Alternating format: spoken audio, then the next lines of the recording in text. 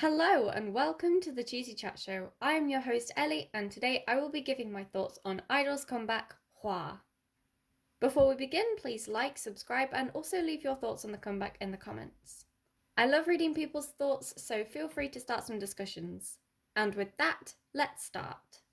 At first, I wrote the script in sections, talking about the song, lyrics and music video separately, but I found it incredibly hard to keep on topic as I realised that each aspect is intertwined together.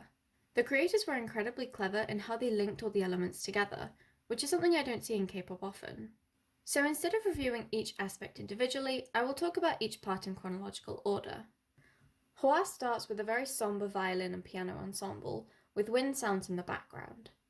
It's a very simple and airy melody that sets up the tone for the rest of the song, and we'll see similar melodies and instruments used later. It's very effective in creating an isolated atmosphere, and I think this section was designed to make the hairs on your arms stick up and to provoke a chill down your spine. I can't say I was incredibly impressed by the choreography for this opening. I feel like it should have been a slow movement or just complete stillness to allow the melody to stick to the audience's back. But instead, there's lots of movement and formation, which I feel distracts from its purpose. Soyeon's first verse is such a well pieced together verse. I love the choice to keep the music to a minimum to fully emphasize her voice. The emptiness from the opening continues into this verse, which adds some flow before building into something more developed.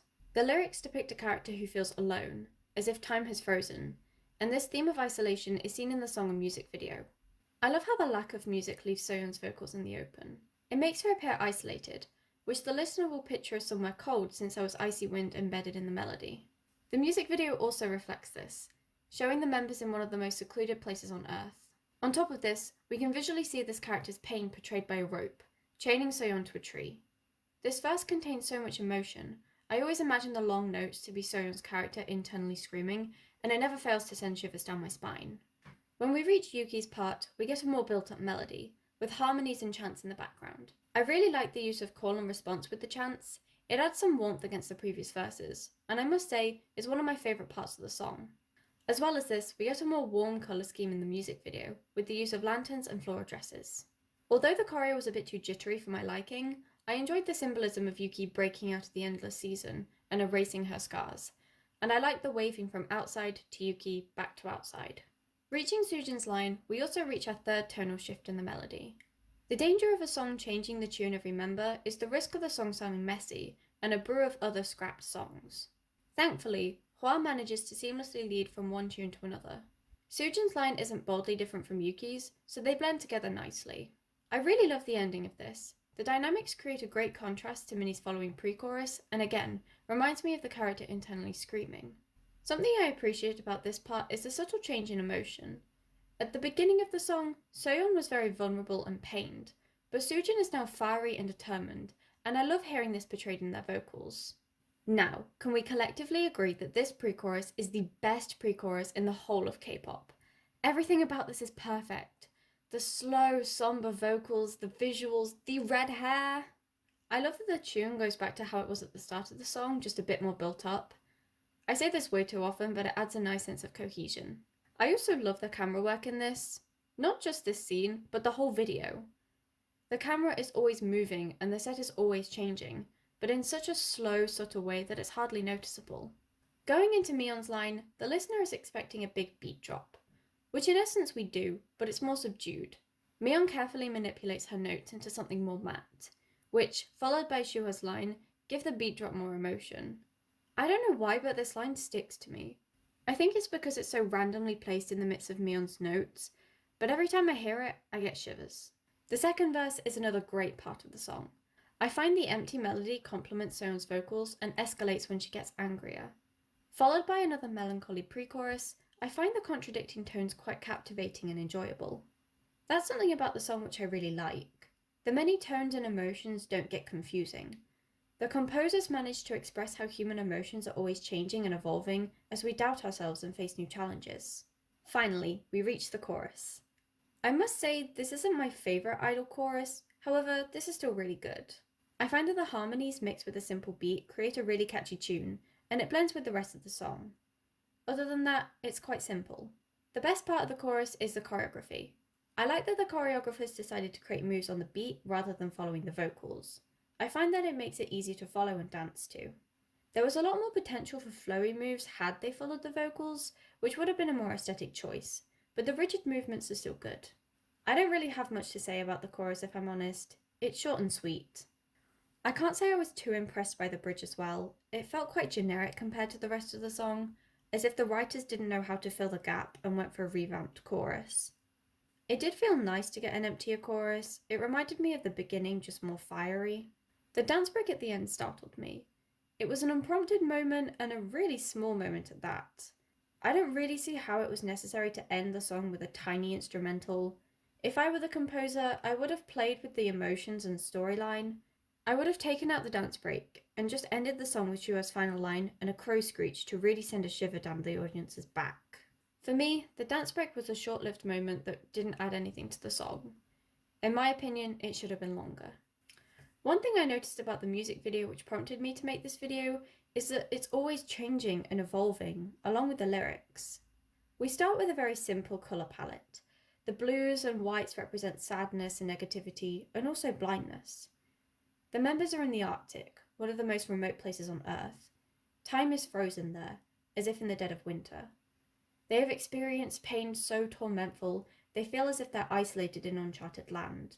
But they've managed to recover and are now determined to escape because they've realised that what they had wasn't love. Later on, this determination starts to become anger as the background becomes orange. Certain shades of orange symbolise aggression and desire, showing their want for revenge. Orange also means to recover from wounds, disappointments, and a broken heart, which ties into the vulnerability the blues showed earlier. Finally, we get an ending doused in red. Red is the most intense colour on the colour spectrum, symbolising passion, determination, and desire.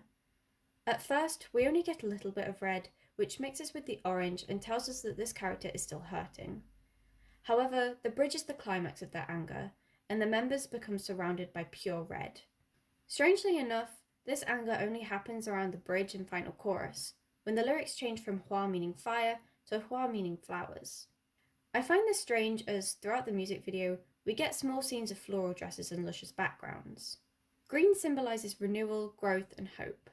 These seemingly random placed scenes of nature is the visualisation of what this character is wanting and aiming for. This anger and need for revenge are all in the desire for peace and security. On the contrary, we get glimpses of black dresses. This is around the second verse, when Soyeon is plotting her revenge. I believe this is a sign of mourning. Even though she's angry and scarred, she probably cherished her relationship, and getting out of it was hard. She's bound to reminisce and think back, especially if she feels lonely. Now for my favourite part of a comeback, the outfits. I'm no expert, but I had a fashionista phase a few years ago, so does that count as qualifications? I'm just kidding, this is the fun segment. These outfits are okay. They're not bad, let's put it that way. But they're very simple, and there's also not many. The matching white dresses are boring, but they serve a purpose by showing the audience the characters longing for their innocence to return, which it won't since they're presumably planning to do something bad like commit a crime. Next are the floral dresses. These are nice individually. I think each member looks good, but collectively, I think they look really messy. The mix of materials, colour schemes, and fits make me uncomfortable, and you can easily tell that these weren't made for dancing in. I think if these were more like ball gowns and some simpler floral outfits were used, or even just plain green dresses, it would have benefited the video. Finally, the orange dresses. I must say, these are better. They're not incredible, but they're the nicest to look at. I'd say, apart from Minnie, the materials and fits are great. They flow like fire, and I love that the only part they were used in was the dance break, where the choreo is bouncy and the clothes can sway. It was really eye-catching after such a placid video. And thus we have reached the end. Overall, I think this comeback is a really good comeback. It's not my favourite, but it was definitely fun to pick apart the song and music video. I know this video is a couple months late, but I was having writer's block and I could not get the right words out to save my life. However, I'm glad that I waited because I'm really proud of this review. It's definitely my best out of the other scripts I've written, which I'm still debating whether I should release. Anyway, thank you for watching, please leave your thoughts on HWAA in the comments, and I shall see you very soon. Bye bye!